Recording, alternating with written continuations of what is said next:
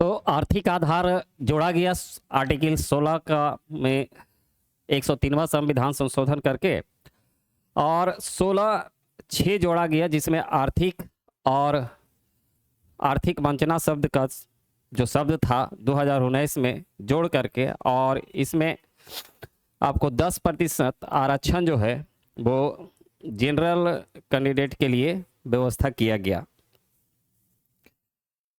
आपको पता होगा इस 10% आरक्षण के संबंध में सबसे पहले जो प्रयास था वो बिहार में ही हुआ था। कर्पूरी ठाकुर थे उस समय 10% आरक्षण की व्यवस्था किए थे, बिहार ही नहीं राजस्थान उसके बाद आया। जब केंद्र सरकार ने भी इस तरह के प्रयास किए हैं, नरसिम्हा राव जिस समय प्रधानमंत्री थे, तो 10% आरक्षण जनरल कैंडिडेट को दिए थे। लेकिन सुप्रीम कोर्ट ने इस आधार पे जो हम लोग अभी ऊपर देखे कि सामाजिक और शैक्षणिक रूप से पिछड़े हुए वर्गों को आरक्षित किया जाएगा अवसर की समानता के रूप में, अगर उनका जो या तो प्रतिनिधित्व नहीं है तो उनको देने के लिए। हाँ, अभी इस पे बहुत राजनीति गर्म है। हाँ, आरक्षण हटाने की बात हो रही है। एक बात आपको बताते हैं, देखिए आखिर आरक्षण हटाने की बात जो है अभी इसी समय क्यों किया जा रहा है। याद कीजिए जंतर मंतर का आज वो जेन जेड का आंदोलन, सभी विद्यार्थी जो चाहते थे कि हमको रोजगार मिले, एग्ज़ाम है जो समय पे हो, पेपर लीक नहीं हो, और शैक्षणिक सुधार हो, रोजगार की व्यवस्था हो, और इसको लेकर के और पूरा का पूरा उतना दिन हम लोग देखे कि हंगामा हो रहा था। और अभी आप देखते होंगे तो प्रत्येक राज्य में इस तरह की व्यवस्थाएं लगभग हो रही है। बिहार में है, झारखंड अभी देख रहे होंगे, झारखंड में भी जेपीएससी के लेकर के बहुत बड़ा आंदोलन अभी जारी है। आखिर यही समय क्यों है कि आरक्षण हटाने की बातें चल रही है, आरक्षण हटाने की बात चल रही है। देखिए इसके पीछे क्रोनोलॉजी समझिए। विद्यार्थी सभी एक हैं, उनको शिक्षा में सुधार चाहिए, रोजगार चाहिए, परीक्षाएं समय पे हो, परीक्षाएं पारदर्शी हो, इसको लेकर के सारे कैंडिडेट, सारे जो स्टूडेंट हैं, विद्यार्थी हैं, सारा एक हो हैं। अभी उसी बीच में ये मुद्दा लाया गया है ना। आरक्षण हटाने की बातें जो अभी फिलहाल चल रहा है, बिल्कुल उस आंदोलन को तोड़ने की ये पूरा का पूरा साजिश का प्रक्रिया है। आखिर इसी समय क्यों चुना गया, क्योंकि जानते हैं कि विद्यार्थी सब एक समान है, अभी एकजुटता है। इसमें क्या होगा कि जनरल कैंडिडेट है ना, जनरल जिनको लगेगा कि हमारा आरक्षण जो है ओबीसी एससी एसटी कैंडिडेट्स ले रहे हैं, है ना, इनको हटाया जाए। अब ये जो पूरा का पूरा एकजुटता के साथ में आंदोलन हो रहा था वो कमजोर हो जाएंगे। देखिए एग्जाम ऑफ जो पॉइंट ऑफ व्यू से होता है ना, देखिए आरक्षण की बात आपको करते हैं, ठीक है, आइए थोड़ा सा उस पर भी चर्चा कर लेते हैं, क्योंकि इससे भी क्वेश्चन बनते हैं एग्जाम में। देखिए जहाँ तक आरक्षण का जो मतलब बातें हैं, तो याद कीजिए 1882 का हंटर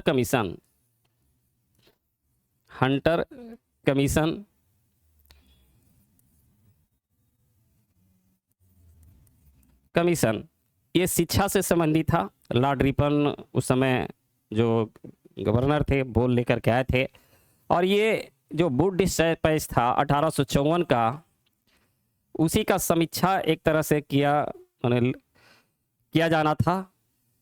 आपको एक सामाजिक जो बदलाव के अग्रदूत एक तरह से उनको भी माना जाता है ना। ज्योतिबा राव फुले, याद होगा ज्योतिबा राव फुले, है ना। हाँ, इनके किताब का नाम आप बता दीजिए। गुलामगिरी है, ठीक। इन्होंने ये जो हंटर कमीशन था उनसे ये बातें रखा था उसमें कि जो सामाजिक रूप से पिछड़े हुए हैं, है ना, उनके लिए कुछ अलग से व्यवस्था किया जाना चाहिए। और उसी का परिणाम था कि जब ये इनका सिफारिश आया था ना, उसमें महिला के लिए, महिला लड़कियों के लिए और पिछड़े वर्ग के लिए, पिछड़े वर्ग के लिए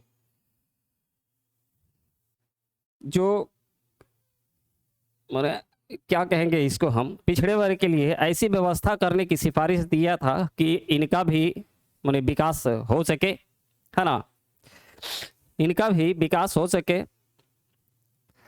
हाँ, ये सब एग्जाम में पूछे जाते हैं। हाँ हाँ, क्वेश्चन, हाँ, ये शैक्षणिक अवसर देने का बात था, शिक्षा से जोड़ने की बातें थी। देखिए, एक बात आप जान लीजिए, जो हम लोग कहते हैं कि अंग्रेजी सरकार बहुत लूटा ये वो, अगर अंग्रेजी सरकार नहीं आती ना, तो भारत आज जिस स्थिति में है, जैसा हम लोग भारत को देख रहे हैं, भारत वैसा नहीं रहता। बहुत छोटे छोटे राज्य रहता, छोटे छोटे देश रहता, क्योंकि इन्हीं के वजह से एक तरह से जो स्वतंत्रता आंदोलन बना, है ना, और अंततः देश आज़ाद हुआ। देखिए, अंग्रेजी सरकार ने बहुत सारे सुधार भी किए हैं, इनको देख लीजिए। याद है जब हम लोग 1833 का बात कर रहे थे, भारत शासन अधिनियम 1833 का बात किए थे, 1833 का बात किए थे। 1833 में जो भारत शासन अधिनियम था 1833, उसी में ये बात कहा गया था कि जाति, धर्म और रंग के आधार पे किसी को भी कंपनी के सेवा से रोका नहीं जा सकता है। इस पॉइंट को याद रखिए।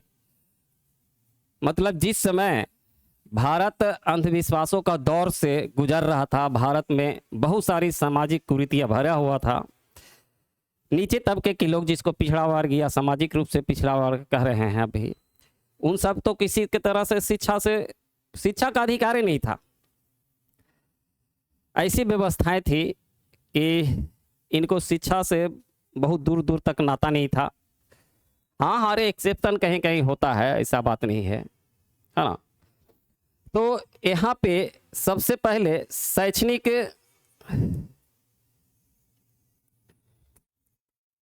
शैक्षणिक अवसर देने की बात किया गया था, शैक्षणिक अवसर देने की बात की गई थी। उसके बाद आपको याद होगा 1902 में आइए, सबसे पहला जो आरक्षण की जो बातें किया गया, है ना, 1902 में, है ना, कोल्हापुर रियासत जो था उस समय, इनका जो महाराज थे साहू, है ना, कहा जाता है कि इन्होंने जब सर्वेक्षण करवाया तो इनको पता चला कि जितने सारे इनके जो दरबार में हैं, मंत्री परिषद में हैं, और जो भी सेना में हैं, और बहुत सारी जो सरकार से जुड़े हुए था, यानी राज्य से जुड़ा हुआ था, उसमें नीचे तबके वाले का कोई प्रतिनिधित्व नहीं है। तो इन्होंने ही पहली बार ये 50% की ऐसी व्यवस्था किया कि जो नीचे जो पिछड़े हुए वर्ग हैं, है ना, उनको भी मौका दिया जाना चाहिए। सबसे पहला जो शुरुआत था वो यही था, एक भारतीय शासक के द्वारा इस तरह की व्यवस्था किया जाना, और उस दौर में ये बहुत बड़ी बात थी। 1932 की बात करते हैं, जब पूना पैक्ट हुआ था। 1932 में जब पूना पैक्ट हुआ,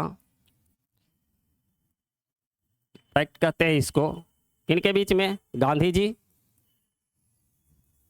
गांधी जी और अंबेडकर साहब।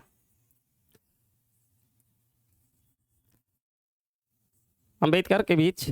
तो आप जानते हैं इससे पहले जो ये अंबेडकर ने अपना भी एक प्रतिनिधित्व का डिमांड कर दिया था, है ना। तो ये जो पूना पैक्ट हुआ, इसमें सीट को आरक्षित किया गया, आरक्षित किया गया कि कुछ सीटें हैं जो दलित समाज को भी व्यवस्था किया जाएगा। नहीं तो ये तो निर्वाचन क्षेत्र ही अलग अलग मांग किए थे और वो होना ही चाहिए था, क्योंकि उस समय आज की दौर में जो नीचे वाले हैं, जो माने हिंदू समझा ही नहीं जाता है उनको, उस समय की तो बातें कुछ और है। हाँ, इसके बाद समय गुजरते गया, है ना, भारत स्वतंत्र भी हो गया। 1950 में जब संविधान लागू हुआ, उसमें एससी और एसटी का जो प्रतिनिधित्व था, उसी आधार पे उनको आरक्षित किया गया, है ना, आरक्षित किया गया। और संविधान में अभी हम लोगों ने देखा, तो देखे ना कि आर्थिक नहीं, सामाजिक और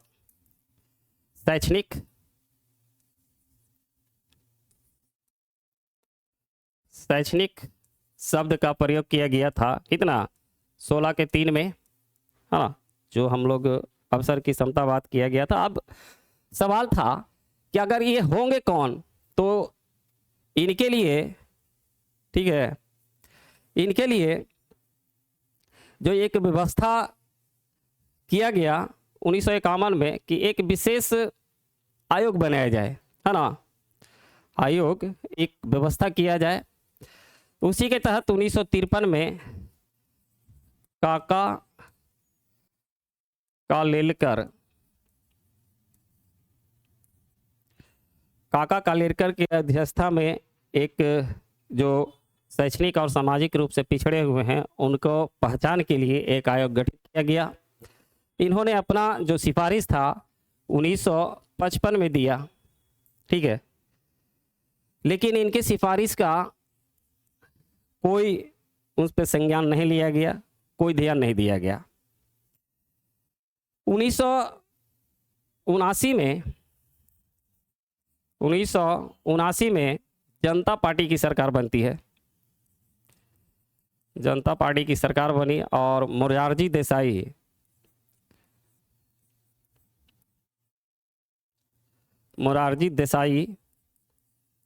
प्रधानमंत्री थे।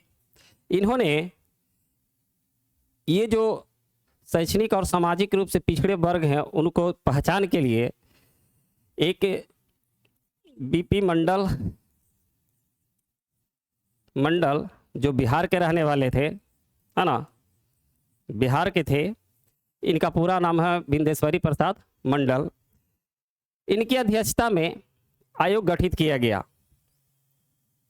ठीक है। इन्होंने जब अपना रिपोर्ट सौंपा, तो जो पिछड़े वर्ग हैं, माने ओबीसी हैं, उनको 27% आरक्षण की बात की गई। लेकिन ये कुछ उस पे कर पाते, उससे पहले सरकार गिर गई, इंदिरा गांधी की सरकार आ गई। उसके बाद राजीव गांधी बन गए। 89 में उनके ऊपर 88-89 में उनके ऊपर जो ये बोफोर्स तोप का जो घोटाला का मामला चला, उनको लेकर के पूरे भारत में एक कांग्रेस विरोधी लहर फैल गया। उन्हीं लहर में, ठीक है, जैसे जेपी आंदोलन में बहुत सारे बिहार के नेता उभर करके सामने आए थे, इसमें लालू प्रसाद, नीतीश कुमार, ये रामविलास पासवान, ये मुख्य रूप से जो अभी भी बिहार की राजनीति में महत्वपूर्ण भूमिका निभाते हैं, यहाँ तक कि केंद्र में भी बहुत भूमिका निभाए हैं। तो उसी समय जो वीपी सिंह, इसको पूरा लिख देते हैं, इसे विश्वनाथ प्रताप सिंह,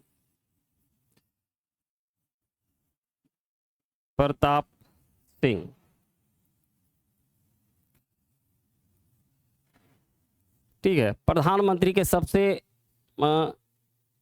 जो उभर करके आए वो यही थे। इनके बारे में ये उस समय नारा चलता था कि राजा नहीं फकीर है और देश की तकदीर है। बड़ा अच्छा स्लोगन था। इन्होंने क्या किया कि जब ये प्रधानमंत्री बने 89 में, तो 1990 में यह क्या किए, जो मंडल कमीशन था, है ना, जो बिंदेश्वरी प्रसाद मंडल, इसीलिए उस मंडल कमीशन कहा जाता है, उसको मंडल आयोग कहते हैं। इन्होंने जो 27% के आरक्षण की बात की गई थी, ठीक है, उसको इन्होंने लागू कर दिया।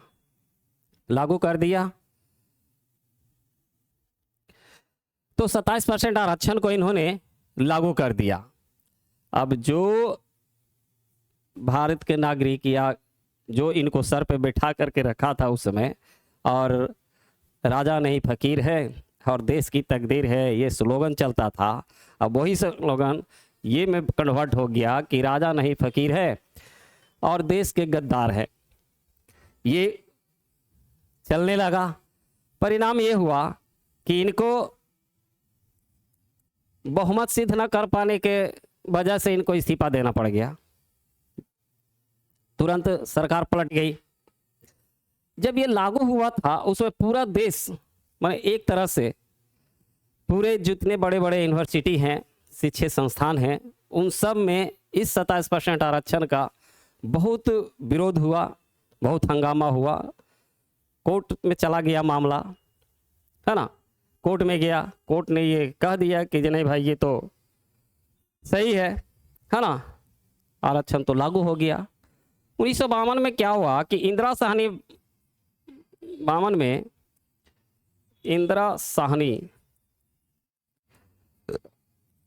बाद में सुप्रीम कोर्ट ने कहा कि देखिए ये जो आरक्षण है ना, ये 50% से अधिक नहीं होगा, है ना। आरक्षण अब 50% से ज़्यादा नहीं होगा, क्योंकि जैसे ही आरक्षण लागू हुआ तो बहुत सारी जातियां थी और जो अपने अपने अलग अलग जो व्यू था उनको प्रदर्शित करके और भी आरक्षण कोई समूह है जो डिमांड करने लगा। तो ये बातें आ गई कि 75% आरक्षण से ज़्यादा नहीं होगा। और 93 में एक रामनंदन कमेटी जो था गठित किया गया था, 1993 में राम नंदन समिति, है ना। इनके इस समिति के आधार पे एक क्रीमी लेयर कॉन्सेप्ट आया। क्रीमी लेयर कॉन्सेप्ट आया। इसमें कहा गया कि देखिए जो सामाजिक और शैक्षणिक रूप से जो आगे बढ़े हुए हैं, है ना, उनको आरक्षण नहीं मिलेगा। किनको मिलेगा भाई? तो जो वंचित वर्ग हैं, जिनको अभी तक जो शिक्षा उनकी व्यवस्था नहीं हो पाई है, उनको लिए सामाजिक आधार उनका कमज़ोर है ना। और इस आधार को प्रूव करने के लिए अभी जो फिलहाल है, अभी 9 लाख रुपया है ना। और बहुत सारी बातें हैं जो इसमें लिखा गया कि इससे ज़्यादा आपका इनकम है तो आप आरक्षण का लाभ नहीं ले सकते हैं, है ना। यही सब मुद्दा चल रहा था। तो जो नरसिम्हा राव थे, उस समय प्रधानमंत्री थे, इन्होंने जनरल कैंडिडेट को 10% आरक्षण की घोषणा कर दी है। तुरंत मामला फिर सुप्रीम कोर्ट चला गया। कोर्ट ने कहा कि देखिए संविधान में ये 16 जो 3 देख रहे हैं आप, इसमें स्पष्ट रूप से ये कहा गया है कि पिछड़े कौन होंगे और किनको आरक्षण जो मुख्य धारा में जोड़ने के लिए आरक्षण की व्यवस्था किया जाएगा, उसका मुख्य आधार है शैक्षणिक और सामाजिक, है ना। यहाँ पे आर्थिक का बात नहीं किया गया है। इसीलिए जो हम अभी बोल रहे थे कि जो बिहार में और राजस्थान और बहुत से राज्यों में 10% आरक्षण कहीं कहीं और अधिक कहीं कम, इस तरह की व्यवस्था किया गया था। ये नरसिम्हा राव सरकार ने 10% जो आरक्षण है वो दिया, सुप्रीम कोर्ट ने उसको कैंसिल कर दिया। 2019 में जिसका हम लोग अभी बात कर रहे थे ऊपर में, 2019 में 103वां संविधान संशोधन किया गया, है ना। 103वां संविधान संशोधन देखिए आरक्षण देने के लिए नहीं किया गया, ये एक व्यवस्था जो था कि ये जो 16 क्यों 15/6 और 16/6 में ये व्यवस्था कर दिया गया कि देखिए ये जो जिसकी बात कर रहे हैं कि मुख्य धारा में लाने की बात जिसको कर रहे हैं, और उसको कह रहे हैं कि शैक्षणिक और सामाजिक, उसमें आर्थिक शब्द जो था, आर्थिक शब्द ये जोड़ दिया गया। जोड़ने के बाद अब 10% आरक्षण की बात आ गई। तुरंत वो शब्द जहां जुटा, 103वां संविधान संशोधन करके और 15/6 और 16/6 जोड़ करके उनमें एक आर्थिक शब्द जोड़ दिया गया और कह दिया गया कि अब तो संविधान में ये आर्थिक शब्द है। अब तुरंत क्या किया गया, जनरल कैंडिडेट को, है ना, जो आर्थिक रूप से जो पिछड़े हुए हैं, है ना, उसको 10% आरक्षण दे दिया गया। अब सुप्रीम कोर्ट क्या करेगा?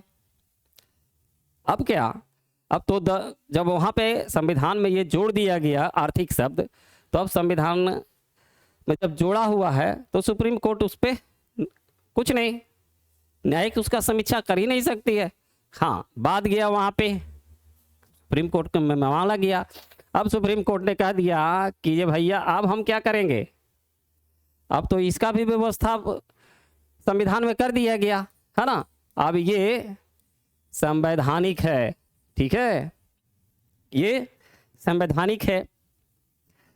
हाँ, अब राजनीति हो रहा है। अब क्या हुआ देखिए, जिस दिन से इसको हम लोग देख रहा है, जब आरक्षण की बातें हुआ, मंडल कमीशन लागू हुआ, उस दिन से प्रत्येक जातियां जो है, जो जनरल में थी वो ओबीसी में आने के लिए, ओबीसी है तो बहुत सारे राज्यों में ईबीसी, BC1, BC2 इस तरह का कैटेगरी है, तो BC2 है तो BC1 में आने के लिए, और BC1 है या और भी कोई भी जातियां है तो SC ST में भी आने के लिए आंदोलन कर रही है, बैठकें कर रही है। आप देखते होंगे कि जब इलेक्शन के समय आते हैं तो बहुत सारी जातीय आंदोलन भी होता है, खास करके बिहार में देखिएगा। बिहार में इस तरह की जब जिस समय इलेक्शन होने वाला रहेगा उस समय जातीय आंदोलन बहुत जोर पकड़ता है, और बिहार तो भाई जाति आधारित जातियां भी बन गई है ना। बिहार की बात ठीक है कर लेते हैं थोड़ा सा। देखिए बिहार में, देखिए नीतीश कुमार जी ने तो बहुत बड़ा खेला किए हैं बिहार में, है ना। हाँ, 35% महिला आरक्षण 35%, है ना, बिल्कुल सही। 35% जो महिलाओं को दिया गया है ना, ये एक बहुत बड़ा राजनीति भी है, एक बहुत बड़ा षड्यंत्र कहिए उसको, और ये कहिए कि जो जितने सारे हैं 50, चूंकि 50% का बाउंड्री है, 50% से ज़्यादा आरक्षण नहीं हो सकता है, 50% जनरल की है, तो ये जो 50% है, इसमें ये जो 50% जो आरक्षण अभी ले रहे हैं, चाहे तो वो SC हो, ST हो, OBC हो, है ना, ये सब हैं, तो इन लोग अब ये 50% में नहीं जा सकते। महिला आरक्षण का हम विरोध नहीं कर रहा है, ये हम आपको बता रहा है कि महिला आरक्षण से किसको फायदा है। महिला को तो फायदा है ही, लेकिन यदि कैटेगरी वाइज देखा जाएगा कि हाँ OBC को फायदा है, EBC को फायदा है, SC को फायदा है, ST को फायदा है, तो नहीं, कुछ फायदा नहीं है। प्रूफ कर देते हैं। 2 मिनट रुकिए, देखिए देखिए आखिर आरक्षण क्यों दिया गया था कि जो नीचे वाले लोग हैं, जिनकी ऐसी स्थिति नहीं है या तो जिनका अवसर या भागीदारी नहीं है, उनको उस लेवल तक ले जाने के लिए, है ना। संख्या भी बहुत अधिक, अभी देखिए बिहार में जाति जनगणना हुआ, बढ़ करके ये लोग 75% तक आरक्षण 65% लेकर के चले गए। ये सारा जो 65% वाला जो भी खेला है ना, ये सब दिखावा है सिर्फ। अरे भैया ये तो पहले इंदिरा साहनी बाद में कह दिया गया है कि आप 50% से ज़्यादा आरक्षण दे ही नहीं सकते हैं।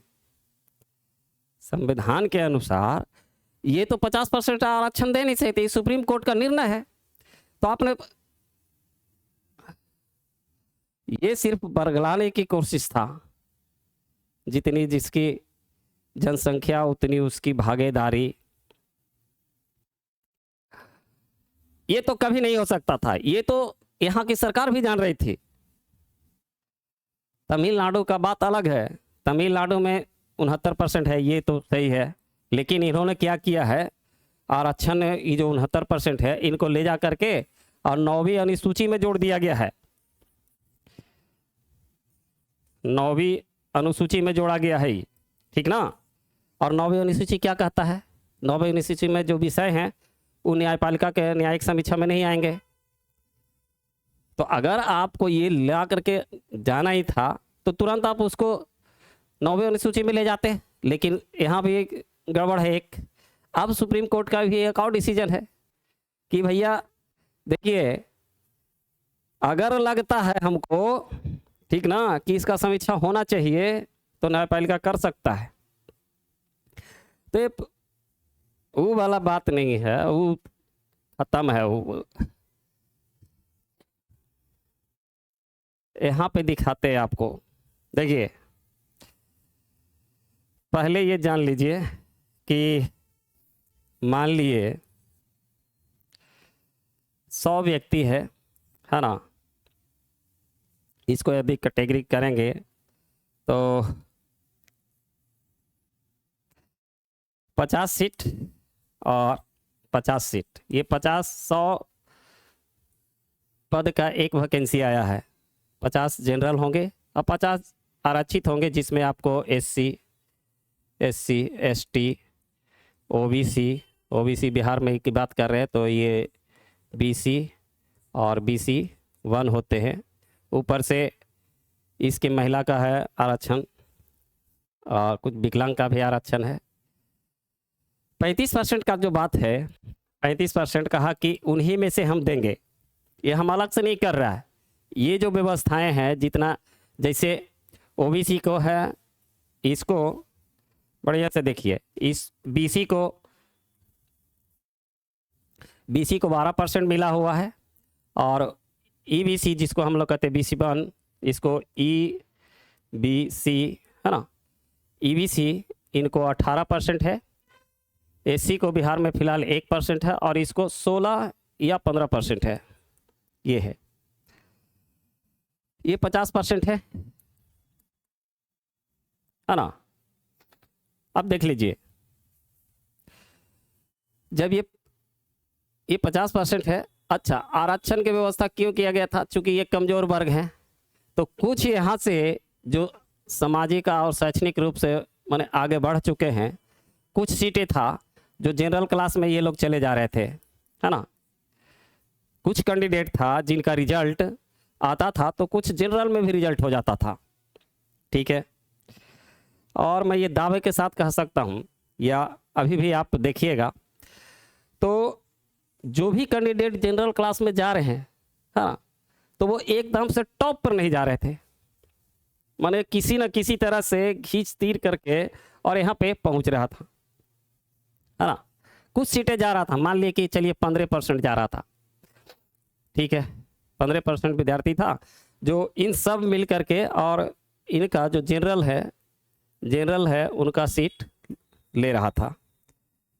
अब जब यहाँ पे 35% आरक्षण की महिला की बात किया गया, ठीक है, तो ये 15% जो जा रहे थे, है ना, अब ये जो 50% था, इनको में 35% तो उनको रिजर्व हो गया। अब रिजर्व हो गया तो इनका ये जो ओबीसी और एससी और एसटी वाले लोग जो जा रहे थे वहाँ पे, है ना, ये हो गए बैक। अभी जो 15% जो जा रहा था वहाँ पे, वो लगभग 5% के आसपास जा रहा है, ये भी इससे भी कम। अभी एक 70वीं बीपीएससी मेंस का एग्जाम आया, मेरे एक सीनियर हैं, वो बोले कि जानते हो जनरल कैटेगरी में तो ओबीसी या एबीसी इसमन वाला के किसी को तो रिजल्ट नहीं है। तो हम बोले कि अच्छा नहीं है, मेन कारण ये है। अच्छा, ईद 15% से घटा करके महिला आरक्षण ने क्या किया, 5% पे ला दिया। अब ये पूरा का पूरा सीट जो था, पूरा का पूरा जनरल कैंडिडेट और महिला का हो गया। क्योंकि अब इसमें भी जब 10% आरक्षण ईडब्ल्यूएस जिसको हम लोग अभी 16 में कह रहे थे कि 6 जोड़ करके और आर्थिक शब्द का जो जोड़ा गया संविधान में, है ना, तो 10% ये भी आ गए। इसका मतलब उनका 45% रिजल्ट जो था, सीटें रिजर्व हो गया। अब इन लोगों में इतना दमे नहीं है कि 45% को पार करके और जनरल में रिजल्ट ले ले, है ना, जनरल में रिजल्ट ले ले। अब जब इससे पार कीजिएगा 45% को, तभी तो जनरल में जाइएगा। अरे एक्सेप्शन 2-4 चले जाएंगे, अब कोई दिक्कत नहीं है 2-4 से क्या होता है, जो 2-3 गो चला जाएगा कोई दिक्कत नहीं है, उन लोग को क्या जाता है।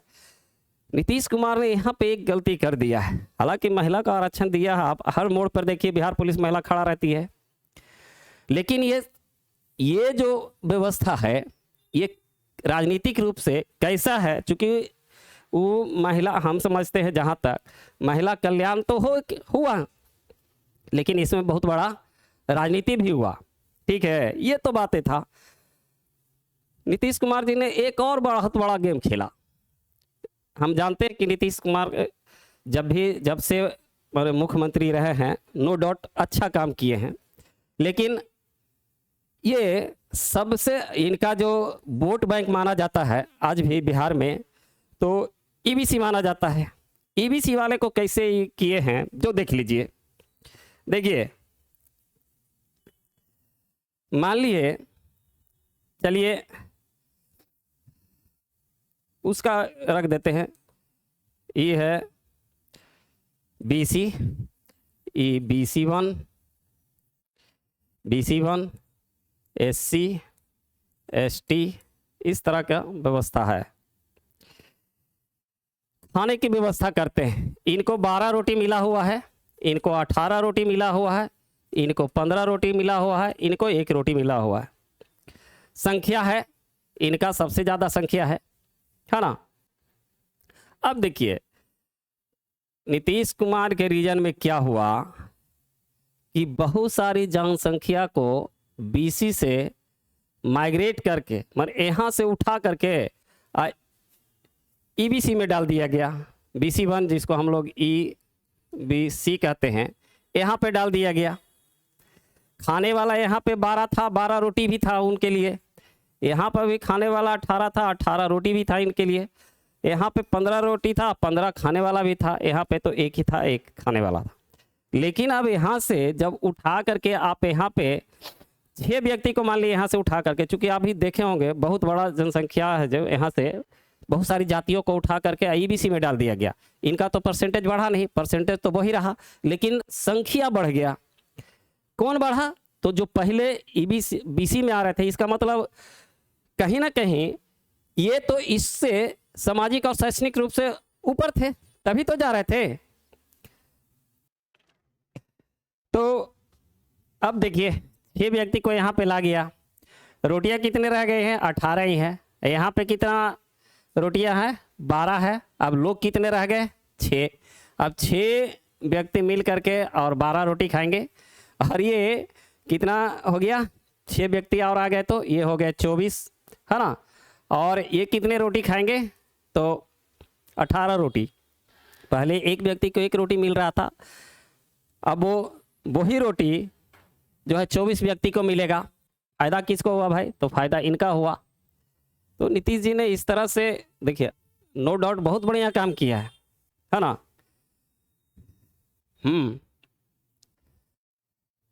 तो देखिए,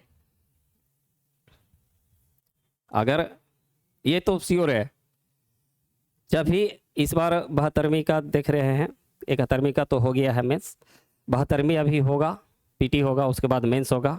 यूपीएससी का पीटी हो चुका है, मेंस होगा, है ना। ये आरक्षण से जुड़े हुए मामले मेंस में जरूर पूछे जाएंगे। एक क्वेश्चन आपको कहीं ना कहीं जरूर रहेगा। ये सब बातें आप लिख सकते हैं, लेकिन देखिए, ये बातें जो है ये सच है, ठीक है, लेकिन आप सरकार, देखिए, एक अच्छा आंसर जब आप लिखते हैं तो ये सारा चीज़ आप दिखाइए कि हाँ इस तरह की व्यवस्थाएं हुए, क्या राजनीतिक है, ये सारा का सारा राजनीतिक है। ये सारे अपने अपने पॉलिटिकल जो व्यू है उसको माने पूरा करने के लिए, उद्देश्य को पूरा करने के लिए ये सारा इधर से जातियों को इधर, इधर से जातियों को इधर, है ना।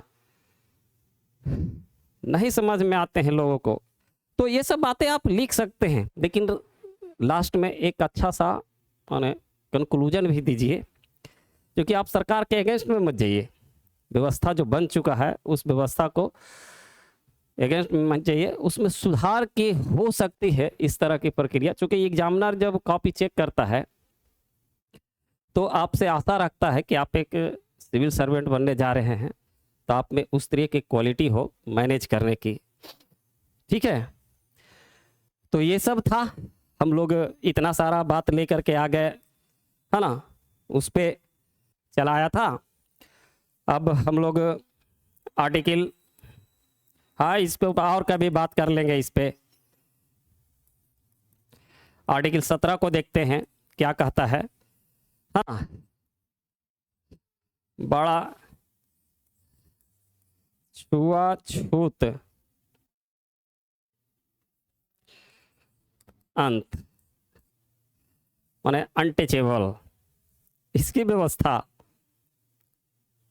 देखिए, इस पे अभी बात करने लगेंगे तो फिर लंबा क्लास हो जाएगा, इस पे कल बात करते हैं। इसका जो अनटचेबल कैसे हुआ, है ना, जातीय का विकास जो है कैसे हुआ भारत में, कैसे इसी सीमा बदल गई, उस पे हम लोग कल इस पे चर्चा करेंगे, है ना।